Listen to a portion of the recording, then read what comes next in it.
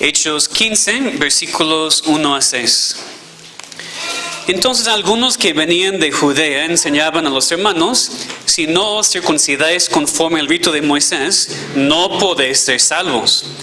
Como Pablo y Bernabé tuviesen una discusión y contienda no pequeña con ellos, se dispuso que subiesen Pablo y Bernabé a Jerusalén, y algunos otros de ellos a los apóstoles y los ancianos, para tratar esta cuestión. Ellos pues, habiendo sido encaminados por la iglesia, pasaron por Fenicia y Samaria, contando la conversión de los gentiles, y causaban gran gozo a todos los hermanos. Y llegados a Jerusalén, fueron recibidos por la iglesia y los apóstoles y los ancianos, y refirieron todas las cosas que Dios había hecho con ellos. Pero algunos de la secta de los fariseos que habían creído se levantaron diciendo: es necesario circuncidarlos y mandarles que guarden la ley de Moisés. Y se reunieron los apóstoles y los ancianos para conocer de este asunto. Y vamos a considerar el resto del capítulo en el mensaje.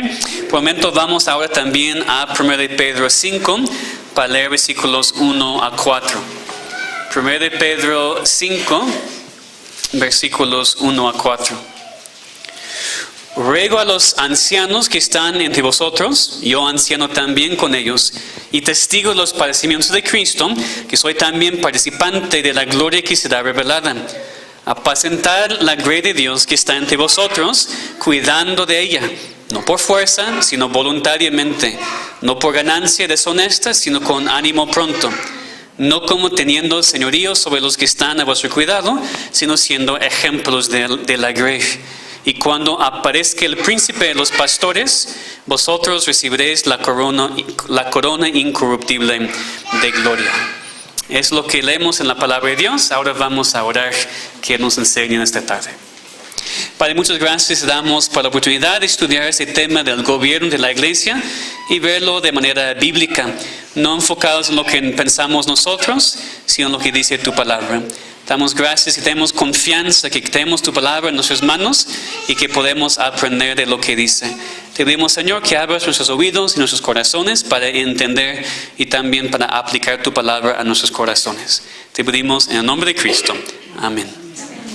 Pues hoy llegamos en nuestro estudio de lo que creemos como iglesia al estudio del gobierno presbiteriano, el gobierno de la iglesia, que nosotros creemos que esté más de acuerdo con la voluntad de Dios y más en línea con los principios bíblicos que encontramos en su palabra inspirada.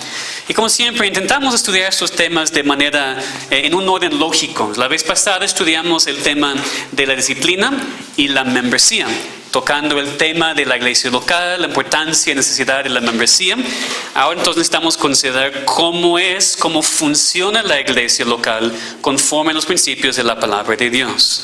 Y ante todo, lo más importante aquí, antes de empezar con cualquier otra cosa, es reconocer que el gobierno de la iglesia local es un gobierno bajo Dios.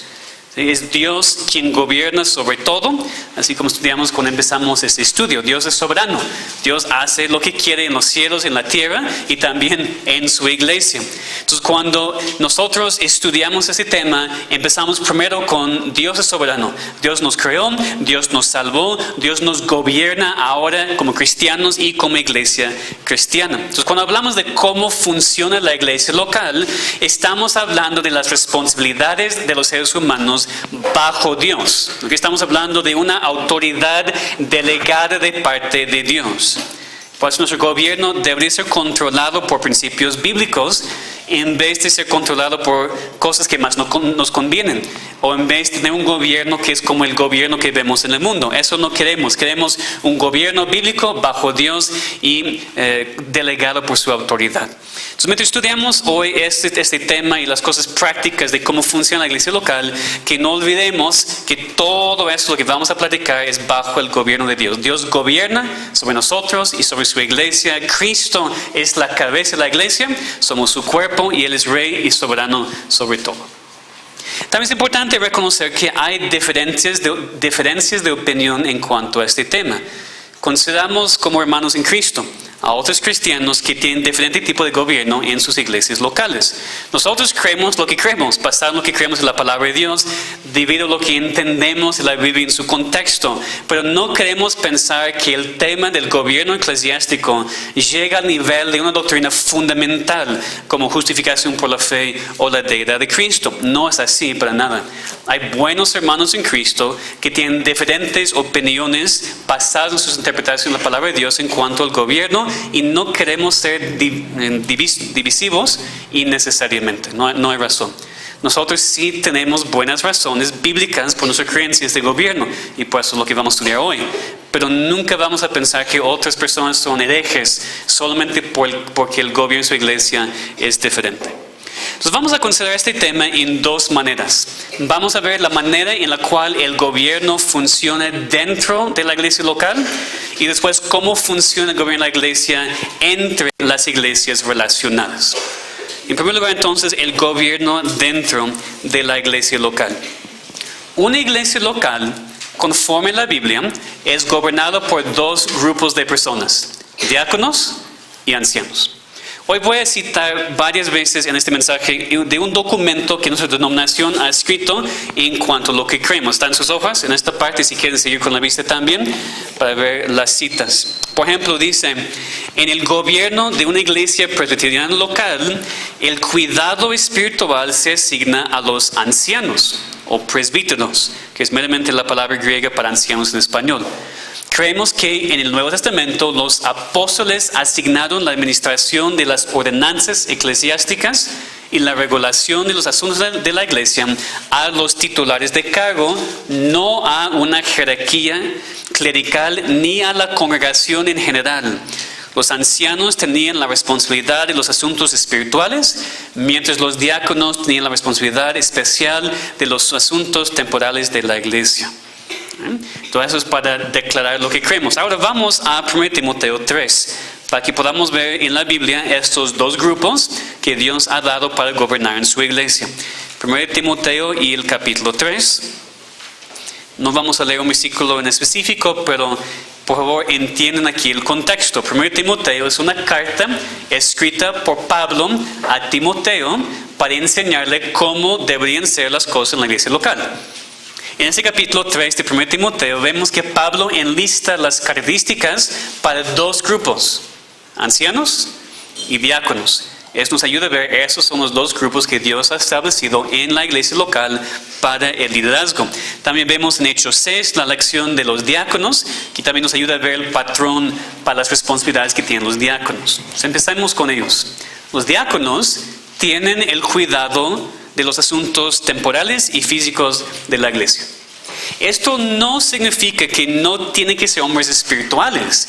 Las listas en 1 Timoteo y en Tito demuestran claramente que también tienen que ser hombres de Dios y llenos del Espíritu Santo.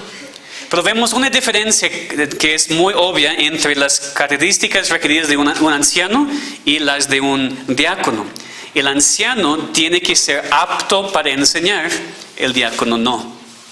La palabra diácono significa servir, es un siervo. Es importante entender que esta palabra en griego se usa mucho en el Nuevo Testamento y no siempre se refiere a un cargo o una posición de liderazgo. Pero en 1 Timoteo sí, y en Hechos también sí, y por eso vemos las responsabilidades de los diáconos. Vemos que eran hombres elegidos para servir a las mesas y ayudar en la distribución a los necesitados, para que los apóstoles pudieran dedicarse a la palabra y la oración. Esos son los diáconos, ayudan en las cosas prácticas, físicas, temporales de la iglesia. Los ancianos, por otro lado, son los líderes espirituales de la iglesia. Son los pastores, los que tienen supervisión espiritual de la iglesia local. Otra vez leemos de sus características en 1 Timoteo 3, 1 a 7, y no deberíamos leer esta lista y pensar que tienen que ser hombres perfectos, porque no es posible. Pero son hombres caracterizados por estos atributos, hombres quienes cuidan y pastorean el rebaño de Dios. Y un pasaje muy importante en cuanto a lo que es un anciano es lo que apenas leímos en 1 Pedro 5. Si quieren ir a este pasaje otra vez, 1 Pedro 5, versículos 2 y 3. Aquí Pedro está explicando lo que hacen los ancianos. Dice, apacentar la grey de Dios que está entre vosotros, cuidando de ella, no por fuerza, sino voluntariamente, no por ganancia deshonesta, sino con ánimo pronto, no como teniendo señorío sobre los que están a vuestro cuidado, sino siendo ejemplos de la grey. Aquí aprendemos que un anciano apacienta la grey de Dios. O sea, alguien que pastorea, alguien que vela por su rebaño, que tiene cuidado de sus ovejas. Dice que lo hace voluntariamente, no por fuerza, no por ganancia deshonesta, sino con ánimo pronto. No dirige con poder, para poder dominar por señorío, sino como ejemplo de lo que es un cristiano. Y estas características que encontramos aquí, combinadas con las que encontramos en 1 Timoteo 3, nos dan el patrón de lo que debemos buscar para un hombre que va a tener autoridad espiritual en la iglesia. Es muy importante porque hoy en día usted sabe muy bien que hay demasiados hombres que son pastores solamente por ganancia deshonesta, solamente porque quieren dominar a las ovejas y son falsos pastores y hacen mucho daño al rebaño. Queremos ser y elegir a hombres que tienen un corazón para la gente, para pastorear y que van a dirigir la iglesia conforme a la voluntad de Dios. Pero también aquí en 1 Pedro 5 vemos un asunto muy importante para el tema del gobierno en la iglesia local. Podemos hacer la pregunta, ¿quién gobierna en la iglesia local? Pues muchas iglesias tienen un sistema congregacional de gobierno. Es decir, los miembros votan por todos, los miembros toman las decisiones. Y por supuesto, como vamos a ver, los miembros de la iglesia son importantes y sí votan y sí deberían tener una parte en las decisiones. Pero aquí vemos claramente que son los ancianos que dirigen, que gobiernan, no las ovejas mismas. Ven conmigo. Según este pasaje aquí, ¿quién tiene el cuidado del rebaño de Dios? ¿Es el rebaño mismo? ¿El rebaño mismo pastorea al rebaño? ¿El rebaño cuida al rebaño? No tiene sentido, ¿no? Las ovejas, pensando los animales, no se pastorean sí mismas, no es posible. Se desvían mucho, no tienen cuidado de sí mismas. Entonces en la iglesia los que dirigen y pastorean y cuidan al rebaño son los ancianos. Y fíjense que es plural, ¿verdad? Así como en cualquier otra parte del Nuevo Testamento. La Biblia nunca habla de un hombre con toda la autoridad y poder en una iglesia, sino siempre habla de una pluralidad de ancianos. Entonces creemos nosotros en una pluralidad de ancianos en la iglesia local que supervisan y dirigen al rebaño, que toman decisiones para cuidar y gobernar la iglesia de Cristo. Es como dije, la congregación sí tiene parte. Los miembros votan por sus ancianos y por sus diáconos. En un sentido, son los miembros con el poder en la iglesia local. El gobierno presbiteriano no enseña que la congregación no tiene ninguna parte en su gobierno. Tiene la parte más importante porque escoge a sus líderes. Pero escoge a los líderes para que ellos tomen las decisiones, para que ellos dirijan y para que ellos enseñen. Son los ancianos que gobiernan, no la congregación, no los individuos. Como leemos en Hebreos 3:17, obedeced a vuestros pastores y sujetaos a ellos, porque ellos velan por vuestras almas, como quienes han de dar cuenta, para que lo hagan con alegría y no quejándose, porque esto no es provechoso. Y la última cosa que mencionar aquí en cuanto al gobierno dentro de la iglesia local es que creemos que bíblicamente hay dos tipos de ancianos. Ven conmigo en 1 Timoteo 5 y el versículo 17. 1 Timoteo 5 y el versículo 17.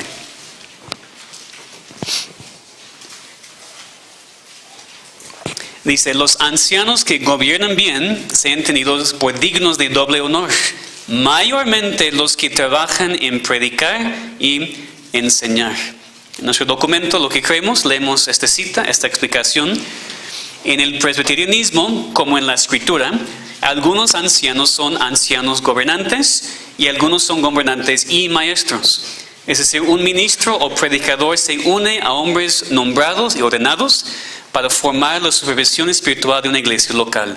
Estos y todos los otros titulares de cargos son elegidos por el voto de los miembros de la iglesia. Es decir, en este pasaje, en este versículo, habla del honor que merecen los ancianos que gobiernan bien. Pero después hace una distinción entre los que gobiernan y los que enseñan, porque dice, mayormente los que trabajan en predicar y enseñar. Y por eso creemos en una pluralidad de ancianos en una iglesia, pero que hay aquellos que tienen responsabilidad, como sus responsabilidades mayores, el predicar y enseñar la escritura, como yo, como el pastor que predica cada domingo. Y otros ancianos que, aunque sí son aptos para enseñar, según la lista de requisitos, normalmente no prediquen o enseñen de manera consistente. Es decir, todos son ancianos, todos tienen responsabilidades espirituales, todos tienen que gobernar, todos tienen la misma autoridad, pero no todos enseñan como su responsabilidad constante, no todos predican y enseñan cada semana. Esta responsabilidad históricamente es para el hombre o los hombres que han sido especialmente preparados en un tipo de seminario, algo así, para tomar en serio la responsabilidad y el privilegio de enseñar la palabra de Dios semana tras semana y alimentar a las ovejas con la palabra pura y no adulterada. Es la posición bíblica de este pasaje, la posición presbiteriana. Entonces, en resumen, creemos que una iglesia local es gobernada por diáconos y ancianos. Los diáconos para los asuntos temporales y físicos y los ancianos para la supervisión espiritual. La Biblia habla de una pluralidad de ancianos, no un hombre ejerciendo señoría sobre el rebaño.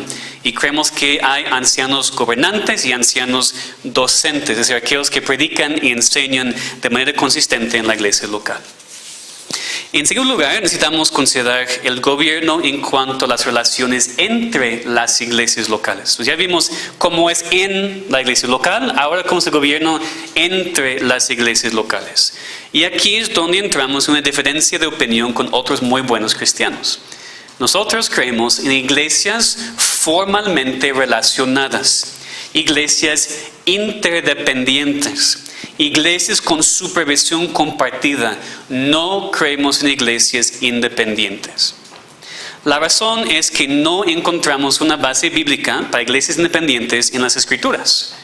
Si quieren ver en sus hojas, nuestro documento dice: la ilustración de la Escritura no corresponde a una de un gran número de iglesias totalmente independientes. Hechos 15 aclara esto, y vamos a ver Hechos 15 en un momento.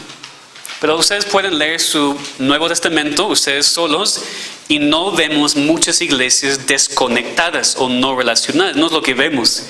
El libro de Hechos niega este punto de vista, especialmente Hechos 15, cuando se reunieron varias iglesias para hablar juntos y tomar una decisión y someterse a ella. No leemos en el Nuevo Testamento de muchas iglesias independientes sin un gobierno común y sin una relación muy cercana. Entonces, mientras otros buenos hermanos en Cristo creen en iglesias independientes, que cada iglesia tiene su propio gobierno y no tiene que someterse a la autoridad de nadie más, el gobierno presbiteriano propone un sistema en donde hay comunión, interdependencia, supervisión y rendición de cuentas entre las iglesias locales y sus líderes. Las iglesias que son independientes pueden tener comunión con otras iglesias, pero no hay un sistema de autoridad. Cada iglesia hace lo que quiera y el pastor no tiene que dar cuentas a nadie, y eso es peligroso. Para mencionarlo, también somos diferentes que el gobierno episcopado. Esas iglesias en donde hay una jerarquía de arriba hacia abajo. Por ejemplo, ¿cuál iglesia tiene un gobierno episcopado? La Iglesia Católica Romana. Pues arriba es el Papa, y el Papa manda a todos, ¿no? En la Iglesia Católica Romana, una iglesia local no puede escoger su propio sacerdote, ¿verdad? O sea, alguien manda a esta persona a ellos. Entonces, una jerarquía de arriba hacia abajo. Papa, cardenales, arzobispos, obispos, sacerdotes, ¿no? Entonces, ese es el orden. Y en el gobierno presbiteriano es al revés. Los miembros escogen sus ancianos, a sus líderes, ellos se reúnen para supervisión, entonces de abajo hacia arriba, no de arriba hacia abajo. No son dictadores, no están imponiendo sobre las iglesias, sino todo viene de las iglesias locales. Ahora, para ver la prueba bíblica para todo eso, vamos a Hechos 15. Aquí vamos a ver en este capítulo muy claramente la interdependencia entre las iglesias locales y también el tema del presbiterio. Vamos a leer otra vez Hechos 15, versículos 1 a 6, que nos da la introducción a esta historia. Hechos 15, 1 a 6. Entonces algunos que venían de Judea enseñaban a los hermanos: si no os circuncidáis conforme al rito de Moisés, no podéis ser salvos. Como Pablo y Bernabé tuviesen una discusión y contienda no pequeña con ellos, se dispuso que subiesen Pablo y Bernabé a Jerusalén y algunos otros de ellos a los apóstoles y los ancianos para tratar esta cuestión. Ellos pues, habiendo sido encaminados por la iglesia, pasaron por Fenicia y Samaria, contando la conversión de los gentiles y causaban gran gozo a todos los hermanos. Y llegados a Jerusalén, fueron recibidos por la iglesia y los apóstoles y los ancianos, y refirieron todas las cosas que Dios había hecho con ellos. Pero algunos de la secta de los fariseos que habían creído, se levantaron diciendo, es necesario circuncidarlos y mandarles que guarden la ley de Moisés. Y se reunieron los apóstoles y los ancianos para conocer de este asunto. Aquí tenemos la situación, aquí está el contexto. La iglesia en Antioquía, a donde Pablo y Bernabé habían regresado después de su viaje misionero, fue visitado por algunos hombres de Judea que enseñaban a los hermanos que los gentiles tenían que ser circuncidados para ser salvos. Una persona tiene que ser judío para poder ser salvo.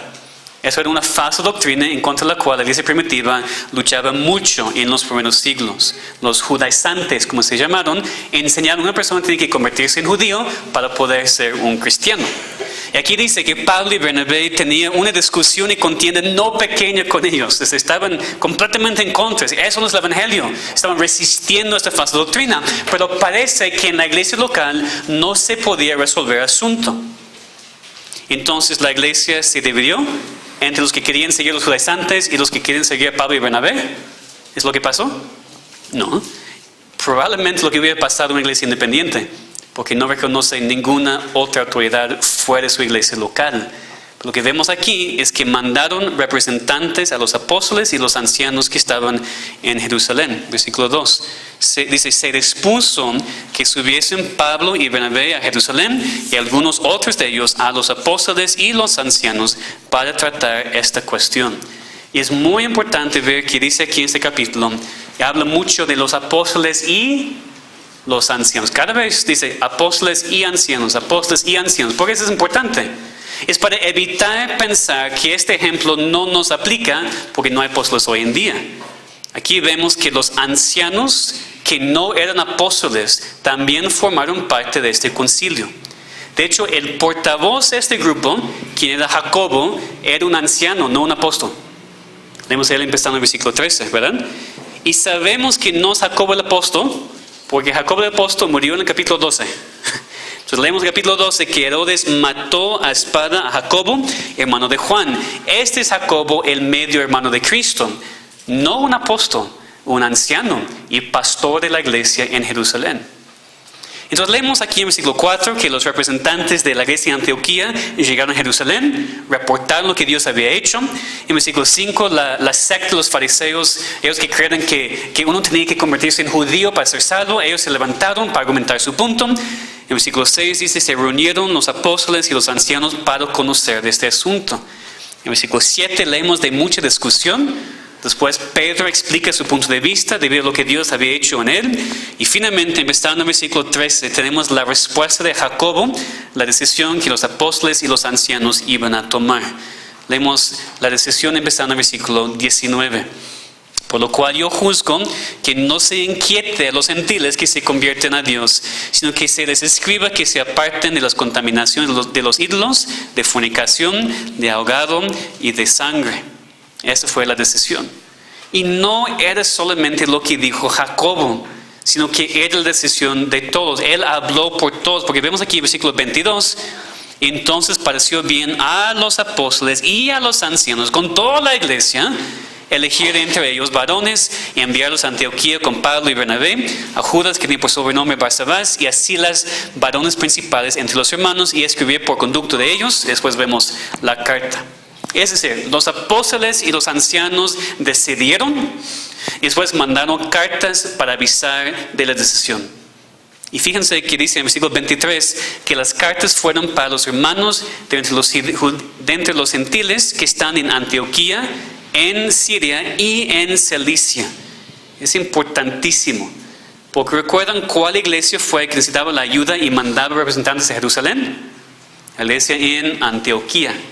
Pero las cartas de lo que los ancianos y los apóstoles habían decidido fueron mandados a iglesias también en otras partes, en Siria y en Cilicia. Eso nos ayuda mucho, porque si la decisión hubiera sido solamente para Antioquía, alguien podría decir que nada más una ayuda para la iglesia local, pero no había autoridad de parte de un cuerpo supervisor.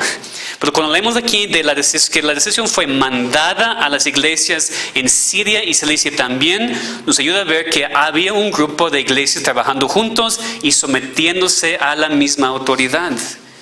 Y yo digo que las cartas fueron mandadas a propósito. Pues si vamos al capítulo 16, cuando Pablo va con Silas a visitar las iglesias precisamente en Siria y en Cilicia, dice el versículo 4, y al pasar por las ciudades les entregaban las ordenanzas que habían acordado los apóstoles y los ancianos que estaban en Jerusalén para que las guardasen. Fíjense lo que dice, les entregaban las ordenanzas, no las sugerencias. Eran ordenanzas, mandamientos con autoridad, dice, para que las guardasen. Lo que el concilio en Jerusalén decidió fue mandado con autoridad a las iglesias locales. Entonces, de este pasaje sacamos lo que es el principio de un presbiterio. Un grupo de ancianos de las iglesias locales que se reúnen para tratar con asuntos que afectan a todas las iglesias. Su documento lo explica así, si lo quieren ver en sus hojas. Hay evidencia clara en Hechos 15 que el tribunal final de apelación en cuestiones eclesiásticas no está en la congregación local, sino en un cuerpo de ancianos que representa a varias congregaciones asociadas.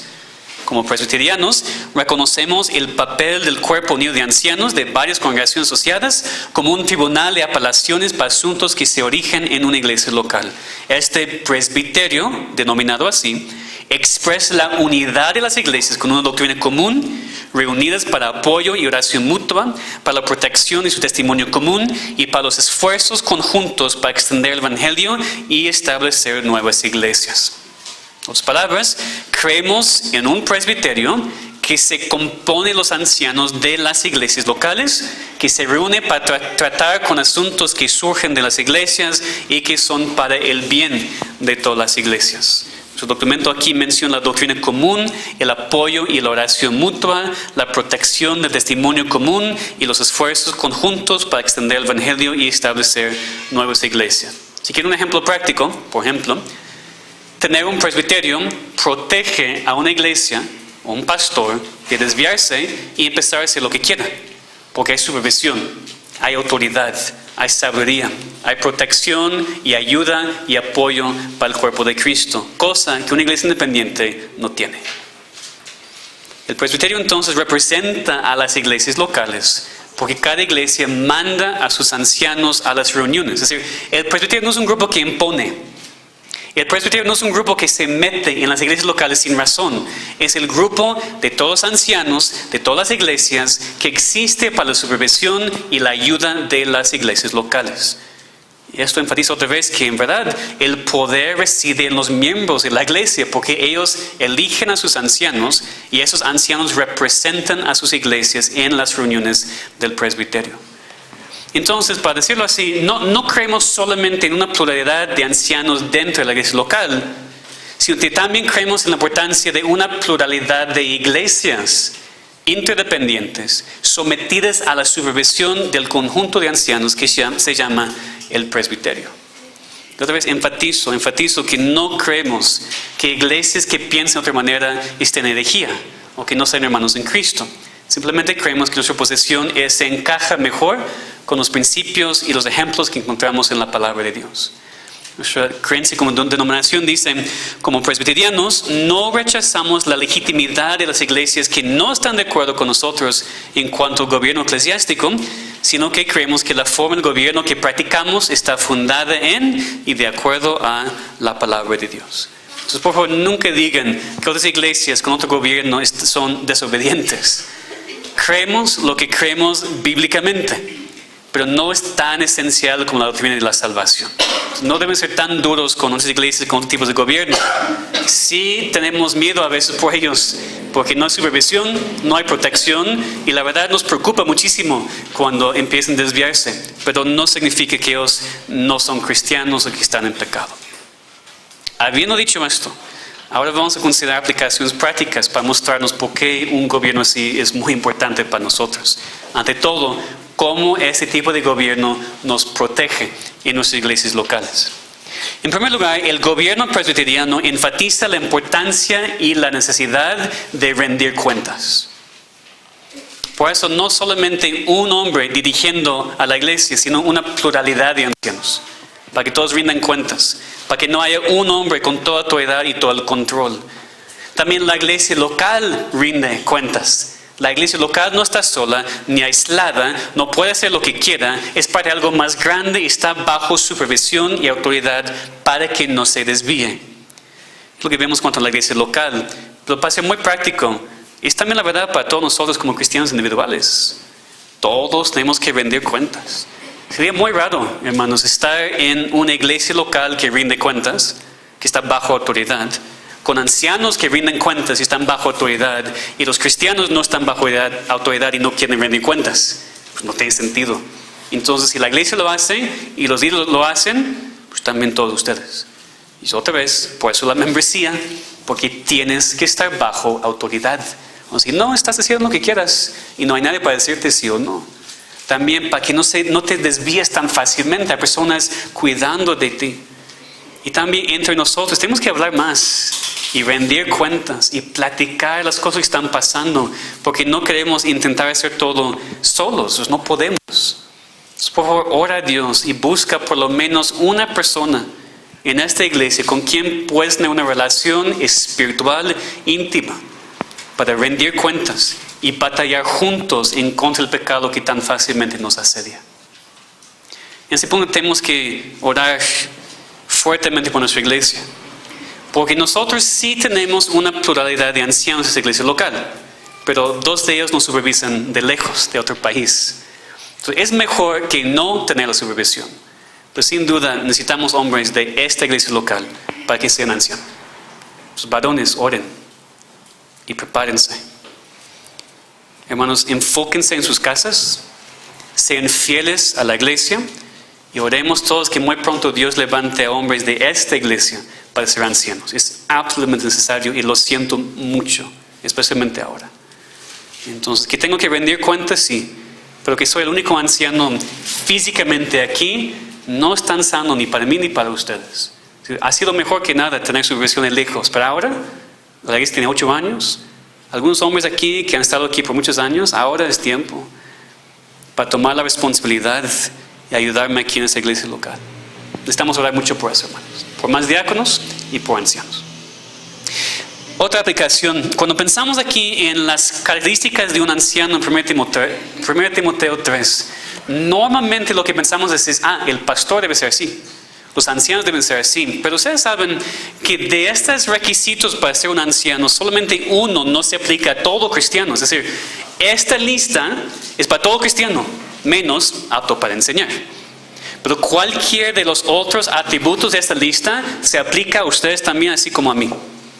Yo tengo que cumplirlos para ser pastor y anciano, pero también ustedes necesitan hacer lo mismo, ser irreprensibles, tener dominio propio, tener paz en la casa, gobernar bien la casa, someterse a sus maridos. Todas esas cosas que se encuentran en esa lista son para todos, no solamente para los ancianos. Entonces no brinquen esa lista pensando que no te aplica a ti, porque sí, cada descripción menos apto a enseñar es para cualquier cristiano. Y finalmente debemos dar gracias a Dios, muchas gracias a Dios, por la protección del gobierno presbiteriano. Aquí hablo muy personalmente porque yo crecí en iglesias independientes y yo he visto lo que pasa. Yo he visto los peligros, yo he visto heridas muy grandes. Debido a que una iglesia quiere estar sola, y no tener ni supervisión ni autoridad. No es sano para nadie. No funciona. Simplemente no funciona. Nuestro gobierno tampoco es perfecto. No me malentiendan. Somos seres humanos y por eso nunca hay un gobierno perfecto. Pero necesitamos la protección de un gobierno presbiteriano. Es necesario. Necesitamos tener la seguridad de que el pastor está bajo autoridad, está siendo supervisado, está rindiendo cuentas. Y necesitamos estar seguros que la iglesia local tampoco esté sola.